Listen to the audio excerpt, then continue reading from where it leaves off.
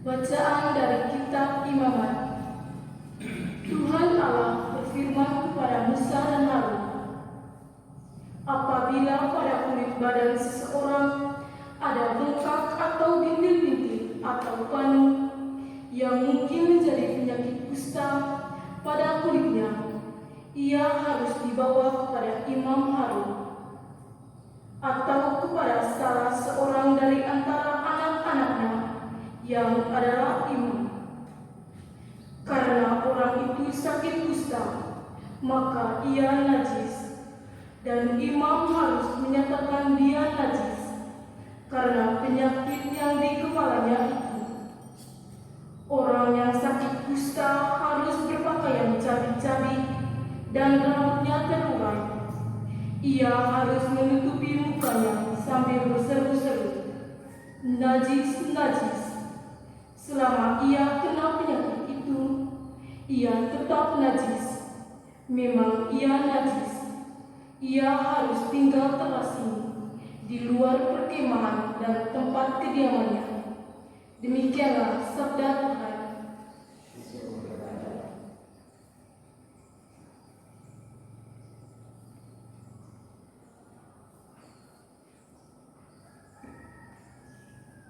Tuhan penjaga dan benteng perkasa, dalam lindungannya aman sentosa. Tuhan penjaga dan benteng perkasa, dalam lindungannya aman sentosa. Berbahagialah orang yang pelanggarannya diampuni dan dosa-dosanya ditutupi. Berbahagialah manusia yang kesalahannya tidak diperhitungkan Tuhan dan tidak berjiwa penipu. Tuhan penjaga dan benteng perkasa, dalam lindungannya aman sentosa. Dosa-dosaku kuungkapkan kepadamu, dan kesalahanku tidaklah kusembunyikan. Aku berkata, aku akan menghadap Tuhan dan mengakui segala pelanggaranku. Maka Engkau mengampuni kesalahanku. Tuhan penjaga dan benteng perkasa, dalam lindungannya aman sentosa. Bersukacitalah dalam Tuhan, bersorak-sorailah, hai orang-orang benar. Bersorak gembiralah, hai orang-orang jujur. Tuhan penjaga dan benteng perkasa, dalam lindungannya aman sentosa.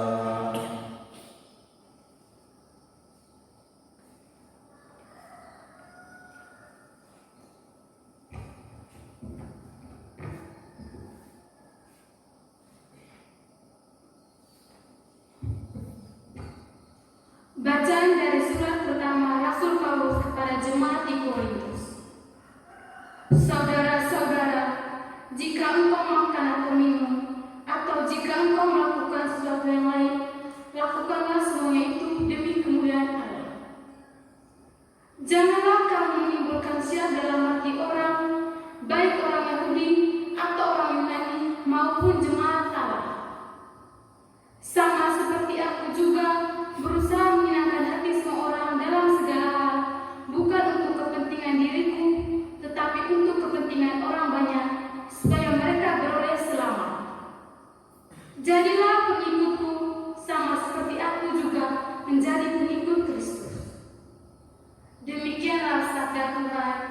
Haleluya,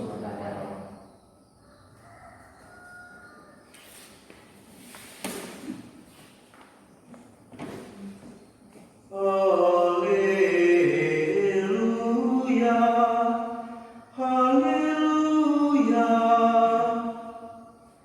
haleluya.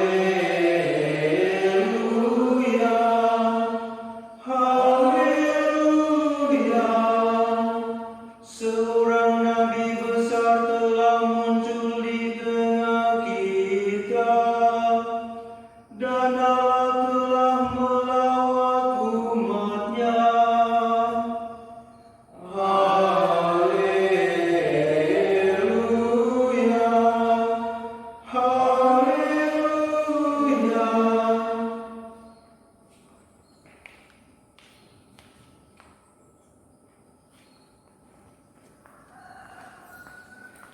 Tuhan sertamu dan sertamu juga.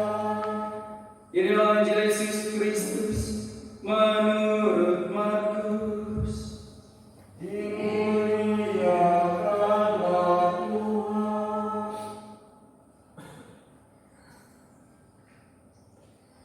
Sekali peristiwa, seorang yang sakit kusta datang kepada Yesus. Sambil berlutut di hadapan Yesus, ia memohon bantuan. Katanya, "Kalau engkau mau, engkau dapat menyembuhkan aku." Lalu tergeraklah hati Yesus oleh belas kasihan. Ia mengulurkan tangannya, menyentuh orang itu, dan berkata kepadanya, "Aku mau, jadilah engkau sembuh." Seketika itu juga lenyaplah penyakit kusta orang itu, dan ia sembuh. Segera Yesus menyuruh orang itu pergi dengan peringatan keras. Ingat, jangan katakan sesuatu kepada siapapun juga, tapi pergilah, perlihatkanlah dirimu kepada imam, dan bawalah persembahan untuk upacara penyucian yang diperintahkan oleh Musa sebagai bukti bagi mereka. Tetapi orang itu pergi memberitakan peristiwa itu dan menyebarkannya kemana-mana, sehingga Yesus tidak dapat lagi terang-terangan masuk ke dalam kota. Yesus tinggal di luar di tempat-tempat yang terpencil. Namun orang terus juga datang kepadanya dari segala penjuru.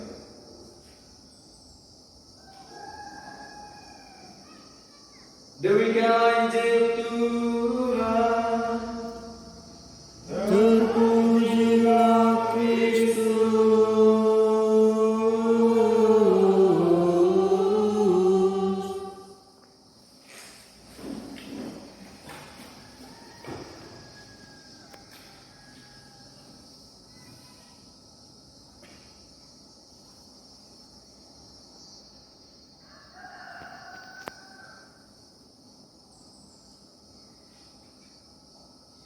Selamat pagi,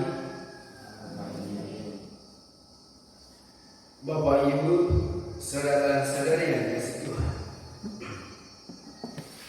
Bacaan suci yang barusan kita dengar, khususnya bacaan Injil, mengisahkan kepada kita tentang seorang penyakit kusta yang memohon bantuan kepada Yesus untuk menyembuhkan penyakit yang sedang dideritanya.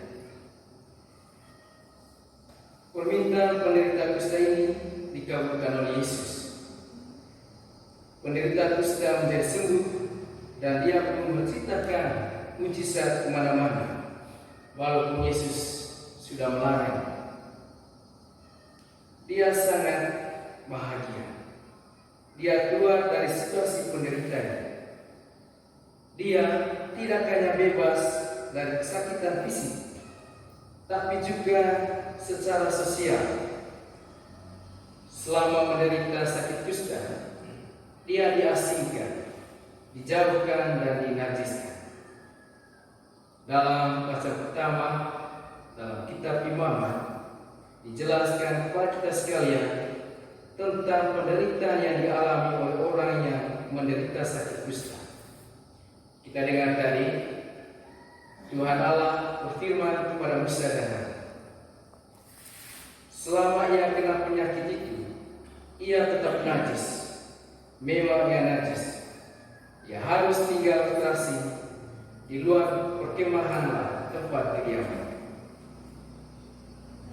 Orang menderita sakit kusta tidak saja menderita secara fisik, tetapi juga secara batin. Ia sakit luar dalam. Kita bisa bayangkan bagaimana mahalnya nasib seorang penderita kusta. Secara fisik dia sakit, tapi juga secara batin, karena ia merasa dijauhkan, diasingkan. Mungkin juga hal ini dialami oleh orang yang terpapar COVID-19. Mereka merasa terasing, bahkan juga dijauhkan oleh orang lain. Bapak Ibu saudara-saudari yang kasih Tuhan, dalam pengalaman hidup kita sehari-hari, kita juga seringkali mengalami situasi kusta. Kita seringkali menderita sakit fisik, penyakit yang menyerang kita. Sekarang ini ada virus corona. Atau juga kita seringkali menderita tekanan batin, merasa tidak dihargai, disepelekan, dikucilkan, dihina dan sebagainya. Tentu pengalaman-pengalaman ini sering kita alami, dan disinilah kita mengalami situasi kusta, ketika kita secara fisik sakit dan juga secara batin juga sakit. Dalam situasi seperti ini, tentu kita pernah mencari bantuan kemana-mana, termasuk mencari bantuan kepada Tuhan. Namun ada pengalaman di mana kita merasa kecewa karena usaha kita tidak membuahkan hasil, apalagi kepada Tuhan. Kadang kita merasa Tuhan tidak hadir atau tidak peduli, sehingga kita pun mengomel, murid, saudara engkau, apa kita salah? Itu yang membangun. Ada begitu banyak deretan omelan dari kita. Tidak hanya mengomel karena kita menjauhkan Tuhan, karena kita merasa bahwa Tuhan sudah tidak membantu kita. Akhirnya kita pelan-pelan meninggalkan Tuhan. Kita tidak lagi peduli, kita tidak lagi berdoa, bahkan kita menganggap Tuhan itu tidak ada. Bapak Ibu saudara-saudari yang kasih Tuhan, ketika kita merasa kecewa kepada Tuhan, apakah karena Tuhan tidak peduli dengan kita? Ini pertanyaannya sangat penting sekali. Ketika kita merasa Tuhan tidak peduli, apakah memang Tuhan itu sungguh-sungguh tidak mau membantu kita? Ataukah ada yang salah dengan diri kita? Bapak Ibu saudara-saudara terkasih, mungkin kita bisa belajar dari kisah Injil hari ini, kisah seorang kusta yang mendapat pertolongan dari Tuhan, dan tidak ada kisah kekecewaan yang ditorehkan. Kalau kita membaca kisah penyembuhan penderita kusta tadi, kita melihat bahwa si kusta melakukan penyerahan dirinya kepada Tuhan Yesus. Kita dengar tadi, dia mengatakan, kalau engkau mau, engkau dapat mentahirkan aku. Di sini si kusta mendambakan kehendak Tuhan terjadi atas diri, bukan keinginan pribadinya, tetapi dia menginginkan bahwa ada kehendak Tuhan yang terjadi atas situasi yang dia hadapi, atas penderitaan yang dia alami. Dan kita lihat tadi, Yesus pun menunjukkan kuasa dan kehendak. Aku mau. jadilah berkah. Bapak Ibu saudara-saudari yang dikasihi Tuhan, pertolongan atau karya Tuhan terjadi atas diri si kusta karena ia menyerahkan diri sepenuhnya kepada Tuhan. Ia menambahkan kehendak Tuhan terjadi atas diri. Pertolongan atau karya Allah terjadi atas hidup kita sejauh kita menyerahkan diri sepenuhnya kepada kehendak Allah, bukan kehendak pribadi kita. Kita dapat bandingkan juga dengan pengalaman Yesus sendiri dan Bunda Maria. Ketika Yesus mau mengalami penyiksaan di Taman Getsemani, dia berdoa, "Ya Bapa, biarlah cawan ini berlalu daripadaku, tapi bukanlah kehendakku, tapi kehendakmu yang terjadi." Begitu juga dengan Bunda Maria. Ketika malaikat menyampaikan kabar gembira kepadanya, ia dengan rendah hati menyerahkan dirinya kepada Allah. "Aku ini hamba Tuhan, terjadilah padaku menurut kehendak." Bapak Ibu saudara-saudari yang dikasihi Tuhan, Tuhan Allah berkarya dalam hidup kita sejauh kita menyerahkan diri dan memohon kehendak. Kita pasti merasa kecewa dan melihat Tuhan tidak peduli dengan kita karena kita tidak menyerahkan diri kita kepadanya dan menantikan kehendak. Kita kecewa karena kita memaksakan kehendak kita. Buktinya, ketika kita tidak sabar dengan penderitaan atau situasi kusta yang kita alami, kita cepat-cepat mengomel dan berkeluh kesah kepada Tuhan. Jadi ketidaksabaran sebenarnya menunjukkan bahwa kita memaksakan kehendak kita. Jadi kalau kita tidak sabar dengan situasi kusta yang kita alami atau penderitaan yang kita alami, di sana sebenarnya kita menuntut kehendak kita sendiri. Kita tidak menunggu kehendak dari Allah. Kita tidak menyerahkan seluruhnya kepada kehendak Allah sendiri. Bapak Ibu saudara-saudara terkasih, situasi corona yang sekarang yang berpanjang ini pasti banyak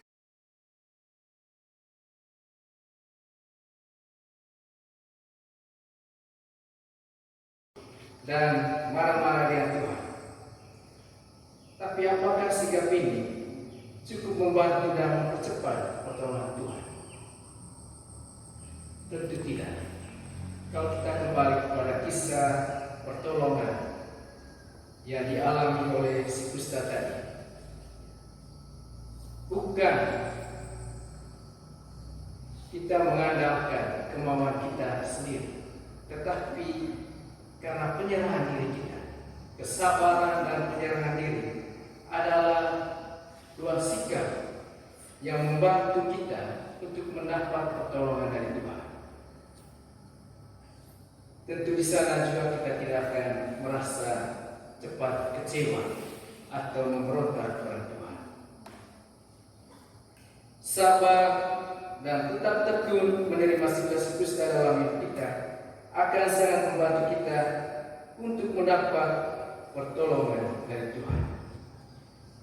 Tuhan berkarya atas orang yang menyerahkan diri dan kehendaknya kepada Tuhan.